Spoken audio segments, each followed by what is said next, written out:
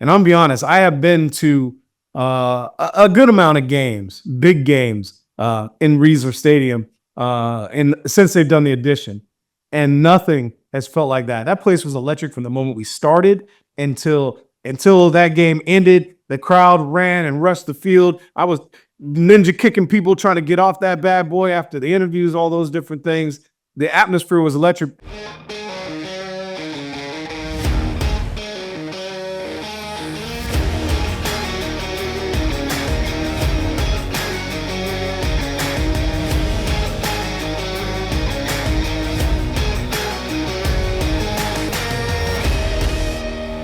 Well, welcome back to the finale, the last Nick and Nigel show of the regular season.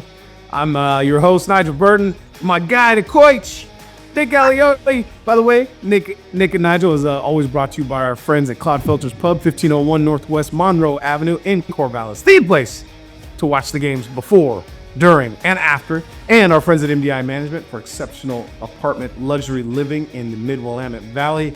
Coach! Cougs, Beavs, Nigel, cold, freezing. My body temp is still not warmed up. That was the coldest day I can remember ever being in Corvallis. I couldn't feel my toes. I still can't feel my ears. I didn't have any gray before. I think that's frostbite on my beard. It was ridiculous, coach. But the Beavs came out on top. You called it. How did you know that Bingo Branson was going to throw for 294 in the game? What? I didn't know any of that stuff. I just had a feeling that Oregon State at home is a different football team. They really are.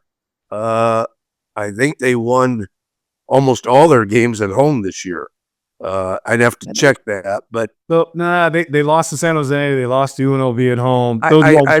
I misstated the ones that they won. I think they won at home. That's the way I should have said it. But anyway, that being said, you didn't look cold, number one. And number two, I'm sure people are very, very, very disappointed that this is the last Nick and Nigel show. You're going to have to wait till next year. But we'll try to give you a little teaser before we get off the air here. Hey, maybe there's Nick and Nigel basketball edition. I know you're a hooper. I know you're a hooper, coach. Hey, by the way, again, breaking this whole thing down was unbelievable. I mean, look, Oregon State wins 41-38. Last second field goal to win it. Bengal Branson, again, 22 of 34 for 294 yards, 2 touchdowns, 2 interceptions. Anthony Hankerson runs for 83 yards himself. Jabari Johnson makes an appearance in the red zone and some spots early on. Has a great touchdown on a speed option play. Trent Walker, a.k.a. Sauce Walker. Man, he was saucy, coach. 12 catches, 136 yards. I'm just curious, as you were watching this thing go down, and you're right, they do. I think both these teams play differently when they're at home. I would say, obviously, this weekend, Oregon State goes to Boise. We know that Washington State played at Boise. We know how they are when they're playing in Pullman. I think it was really a smart play by the Mountain West when they were like, yeah, okay, we'll give you Boise, but both of you got to travel to Boise. Because had Boise had to go to Corvallis in that atmosphere, and I'll be honest, I have been to a good amount of games, big games in Reeser Stadium, and since they've done the addition, and nothing has felt like that. That place was electric from the moment we started until that game ended. The crowd ran and rushed the field. I was ninja kicking people trying to get off that bad boy after the interviews, all those different things.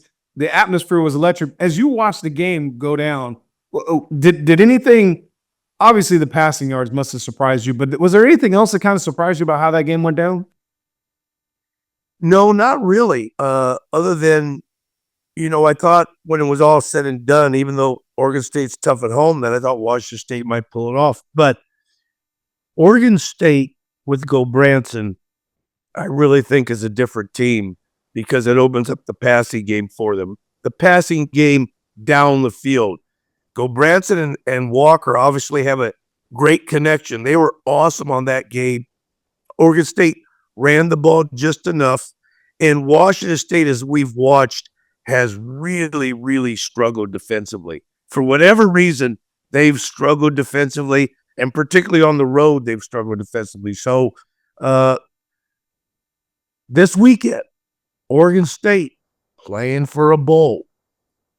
Boise State playing for an automatic bid in the CFP. Big game because both teams have a lot on the table coming this week.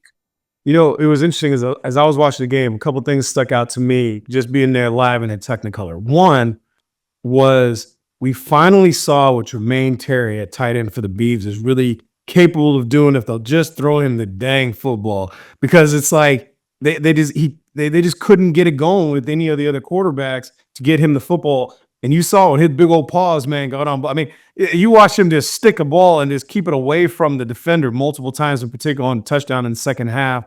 I thought that was huge. I thought the Beaver defense, again, they gave up 38 points.